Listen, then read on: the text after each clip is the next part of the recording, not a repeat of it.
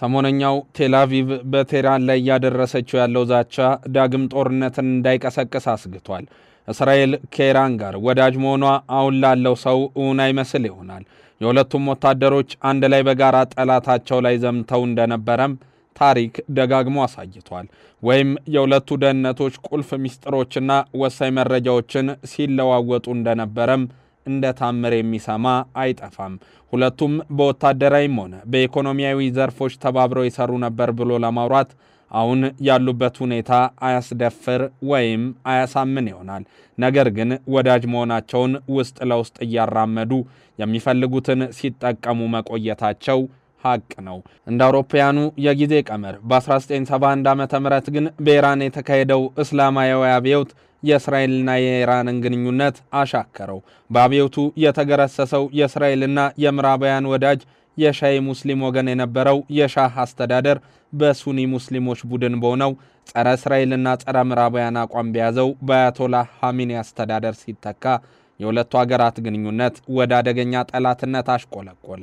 አዎ ዘውዳዊውን ስርዓት የገረሰሰው የኢራን አብዮት ዛሬም ድረስ ለመተላለቅና በጎሪጥ እንዲተያዩ ለማድረግ ያስቻለውን ጠላትነት አዋለደ። አሜሪካንን ትልቋ ሴጣን፣ እስራኤልን ደግሞ ትንሿ ሴጣን ብሎ እስከ መፈረጅ የደረሰ የጠላትነት ስሜት የሚሰብከው የአያቶላህ ኻሜኒ የኢራን አብዮት ዘብ የተባለው አስተዳደራዊ ስልጣን ሲይዝ እንደነበረ አቋሙ መቀጠል አልቻለም።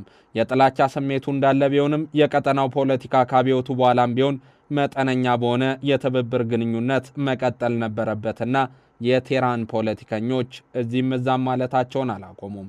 ኢራንና እስራኤል ግን የወሰን ጉዳይ በመካከላቸው የሌለ መሆን ብሎም የአረብ ጎረቤቶቻቸው ሁለቱም በጥሩ አመለካከት የማይመለከቱበት አግባብና በኢራንና ኢራቅ መካከል የተነሳው ጦርነት ሁለቱ ሀገራት እርስ በርስ አስፈላጊ እንዲሆኑ ግድ ስላላቸው ትብብራቸው እስከ 1990ዎቹ ድረስም የቀጠለ ነበረ።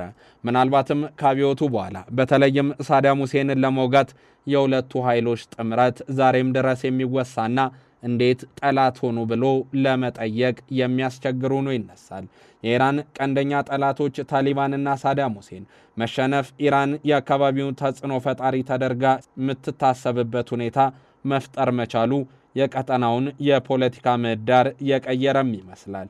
በዚህ ላይ የኢራን የኒኩለር አቅሟን የመገንባት ፍላጎት እየጨመረ መምጣት እስራኤል ኢራንን በስጋትነት ማየት እንድትጀምርም አደረጋት። የኢራን የኒኩለር መርሃ ግብርን በተመለከተና በአካባቢው እያደገ በመጣው ቀጠናዊ ተጽዕኖ የተነሳም የእስራኤል ስጋት ሲጨምር በእስራኤልና በኢራን መካከል ቀጥተኛ ወታደራዊ ግጭት ይበልጥ የማይቀር ይመስል ነበረ። ታዲያ ከዛሬ 1 ዓመት በፊት ይህ እውን ሆኖም ታየ። ዛሬ ያለ ምክንያት አላነሳ ነውም። ይህ ከሆነ ከ1 ዓመት በኋላ ታዲያ እስራኤል ዳግም በፍሎሪዳ በተገኙት በጠቅላይ ሚኒስትሯ ቤንያሚን ኔታንያሁ በኩል አዲስ ዛቻን ለቴህራን ተቀማጮች አስተላልፋለች። በቀጠናው የኃይል ሚዛኑን ለመቆጣጠር ራሳቸውን ከሌሎች ጦርነቶችና ግጭቶች ጀርባው ነው በመሳተፍ በመካከላቸው ውጥረት እንዲጨምር ያደረጉት ሁለቱ አካላት ለ12 ቀናት ከነበሩበት የጦርነት ድባብ የወጡ ቢመስሉም ዛሬም ግን ሰላምም ጦርነትም በሌለው ዲፕሎማሲያዊ መንገድ መጓዝን የመረጡ መስሏል። ሂዝቦላ በሊባኖስ፣ ሐማስን በፊሊስጤም እንዲሁም ሐውቲን በየመን በገንዘብ በጦር መሳሪያና በወታደራዊ ስልጠናዎች የምትደግፈው ኢራን ታዲያ ዛሬም በእስራኤል ላይ የምታዘምታቸው እነዚሁኑ ታጣቂዎች ነው። በ1980ዎቹ ታሪክ ወደ ኋላ ይመልሰናል። በ1980ዎቹ አጋማሽ ውስጥ ከአብዮቱ በኋላ ተቋርጦ የነበረው የኢራን የሲቪላውያን የኒኩለር መርሃ ግብር በሩሲያ ረዳትነት እንደገና መጀመር እስራኤልን ዛሬም ድረስ ላለው ክፉኛ ላሳሰባት ጉዳይ ዳረጋት። በመሆኑም የእስራኤል አይኖች ከኢራን ኒኩለር ፕሮግራም ላይ አለመነቀልን ጀመሩ። ኢራን አበክራ ለሰላማዊ ዓላማ የጀመረችው መሆኑን ብታሳወቅም እስራኤል ግን ኢራንን በስጋትነት ከመፈረጅ አንድም ገን ገታ ብላ አታውቅም። በ2001 ላይ ቴህራን የኮምፒውተር ቫይረስን በመታገዝ የኒኩለር መርሃ ግብሯን ስላስተጓጎለችባት የእስራኤልና የአሜሪካ ምስጢራዊ የስለላ ተቋማትን ስትኮንንም ተደምጣለች። በእርግጥም ኤፍቢአይ እና ሞሳድ በዛን ወቅት የሰሩት ስራ ዛሬም ድረስ የኢራንን የስለላ መዋቅር እንዲያውቁ የረዳቸው ስለመሆኑ የሚያነሱም ብዙ ናቸው። ሰሞነኛው ውጥረት ታዲያ ወዴት ሊወስደን ይችላል ብለው የሚያስቡ እንዲበራከቱ አድርጓል። የኢራንና የእስራኤል ግጭት ወደ ለየለት ጦርነት ማምራቱ ከታየ ከዛሬ ዓመት በኋላ ታዲያ አሁንም በድባብ ውስጥ ናቸው። እስራኤል የበቀል እርምጃ ስትል ከጥቃቱ ማግስት ጀምሮ በሐማስ ላይ የፋይ ጦርነት ስትከፍት አብዛኛው የዓለም ሕዝብ ከእስራኤል ጎን ሲቆም ኢራን ጠንካራ ተቃውሞን ያሳየች ሀገር እንደነበረችም የሚዘነጋ አይደለም።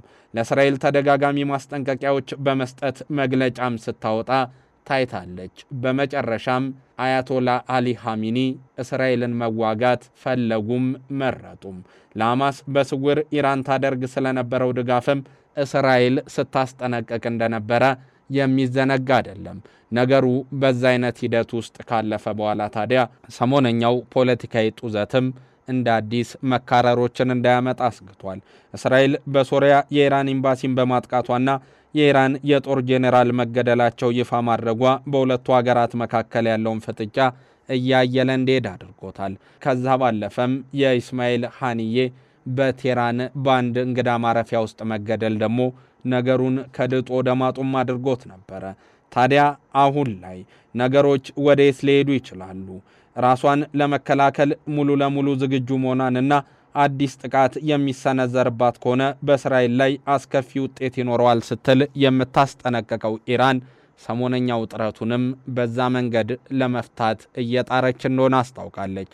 አሜሪካና እስራኤልም በፍሎሪዳው ሪዞርት ኢራንን እስከ ዘላለሙ ለማዳከም ምን እንስራ ሲሉ የዱለታ ፖለቲካን አሳልፈዋል።